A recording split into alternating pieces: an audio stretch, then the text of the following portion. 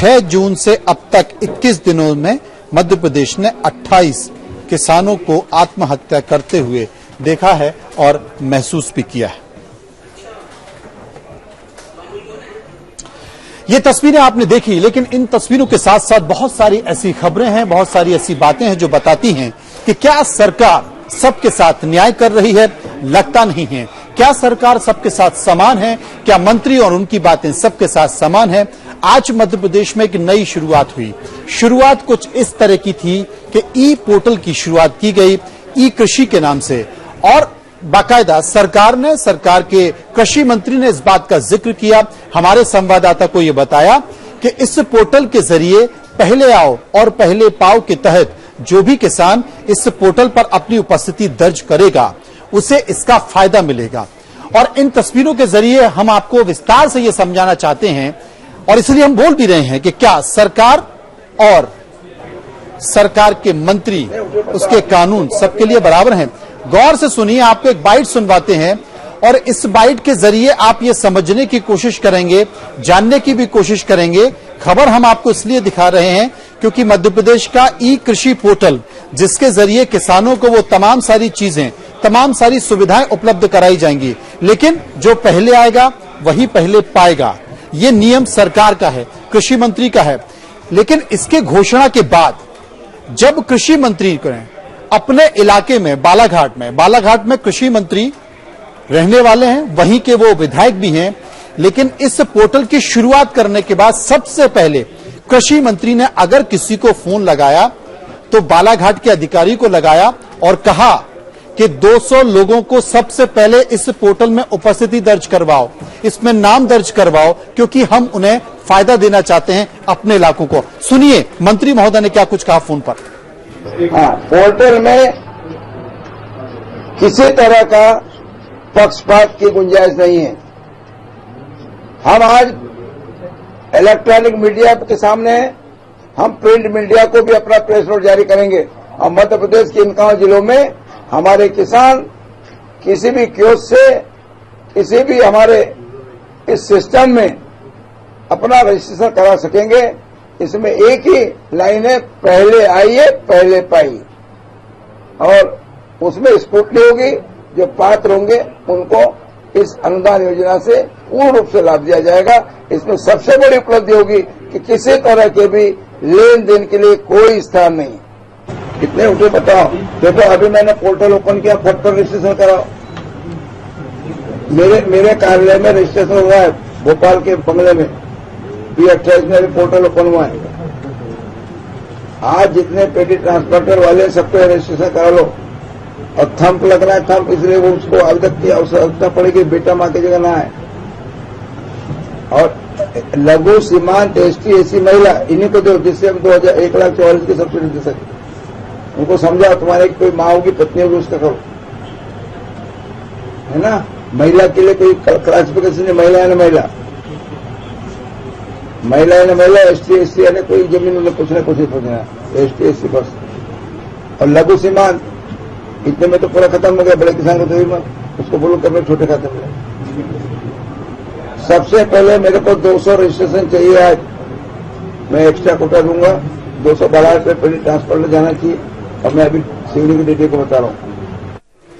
आपने सुना, गौर से देखा कि मंत्री महोदय कह रहे थे कि इसमें कोई पक्षपात की गुंजाइश नहीं है और ये इलेक्ट्रॉनिक पोर्टल है और इस पोर्टल के जरिए पहले आओ पहले पाओ, और इसमें कोई भी व्यक्ति पक्षपात नहीं कर सकता है। लेकिन इसके ठीक बाद मंत्री महोदय ने पोर्टल की शुरुआत कर दी, और शुरुआत करने के बाद मंत्री महोदय ने सीधे अपने विधानसभा क्षेत्र के अधिकारी को फोन लगाया और कहा कि 200 लोगों को इस पोर्टल में जल्द से उपस्थिति दर्ज करवाओ, उनका नाम दर्ज कराओ, क्योंकि हम उनको फायदा देना चाहते हैं। इसे आप क्या कहेंगे?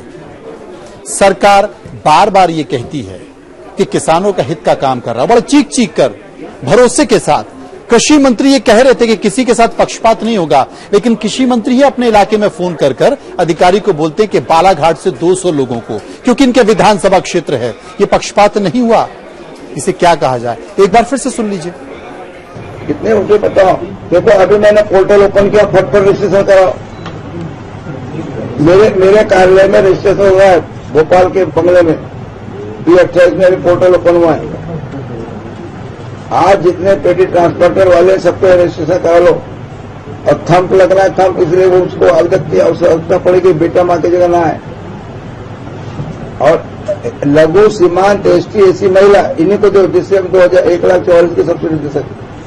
उनको समझाओ, तुम्हारे कोई माँ होगी, पत्नी होगी, उसका करो, है ना। महिला के लिए कोई क्लासिफिकेशन नहीं, महिला है ना महिला, महिला है ना महिला, ST SC है ना, कोई जमीन उन्हें कुछ ना कुछ ही पूछना, ST SC बस। और लघु सीमांत इतने में तो पूरा खत्म हो गया, बड़े किसान को तो उसको बोलो कि छोटे खाते में। सबसे पहले मेरे को 200 रजिस्ट्रेशन चाहिए आज, मैं एक्स्ट्रा कोटा दूंगा, 212 रुपये पेटी ट्रांसफर में जाना चाहिए। और मैं अभी सीडी की दीदी को बता रहा हूं। कृषि मंत्री गौरीशंकर बिसेन साहब जो बात कर रहे थे कि पक्षपात नहीं होगा, लेकिन कर क्या रहे हैं, अपने इलाके में फोन लगा रहे हैं और बता रहे हैं कि 200 लोगों का रजिस्ट्रेशन कराओ।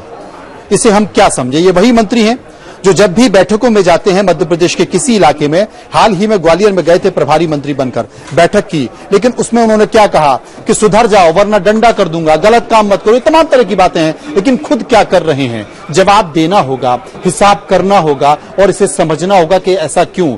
हम सीधे चलते हैं भोपाल, हमारे संवाददाता वीरेंद्र शर्मा इस वक्त हमारे साथ मौजूद हैं। वीरेंद्र, बातें बड़ी बड़ी की जाती हैं और अगर सरकार से कुछ भी पूछो तो जवाब वही मिलता है, लेकिन मंत्री महोदय क्या कर रहे थे और किस नियम के तहत कर रहे थे? और ठीक इसके पहले जब वो मीडिया को अपना भाषण दे रहे थे, अपनी बाइट दे रहे थे, अपना बयान दे रहे थे, तो कह रहे थे कि ये ई पोर्टल है, ई कृषि पोर्टल है, इसमें पक्षपात की कोई गुंजाइश नहीं है। और वो कर क्या रहे थे? देखिए, निश्चित रूप से मंत्री जी ने दोनों बातें अपनी जगह सही कही। उन्होंने कहा कि ये पोर्टल है, ये भेदभाव नहीं करेगा, ये किसी तरह की पार्शियलिटी नहीं करेगा, जो पहले आएगा वो पाएगा। और दूसरी बात जो मंत्री जी ने कही वो मानवीय नीयत से जुड़ी हुई थी। तकनीक एक बार ईमानदार हो सकती है लेकिन मानव ईमानदार नहीं हो सकता, ये उन्होंने साबित करने की कोशिश की है। और जब पोर्टल के माध्यम से हितग्राहियों को चुनने की बात आई और ये बात सामने आई कि जो पहले रजिस्ट्रेशन कराएगा, तो ये मैसेज उन्होंने अपने क्षेत्र की विधानसभा के लोगों को दिया। हालांकि मध्य प्रदेश में शायद उस समय बहुत कम लोगों को पता नहीं था कि ये पोर्टल लॉन्च हो चुका है। उन्होंने अपनी विधानसभा में आदेश दिया कि तुरंत रजिस्ट्रेशन कराते जाइए, क्योंकि पहले पहले जो आता जाएगा रजिस्ट्रेशन की श्रेणी में उसको उन योजनाओं का लाभ मिलता जाएगा, कृषि पंपों पर अनुदान मिलता जाएगा।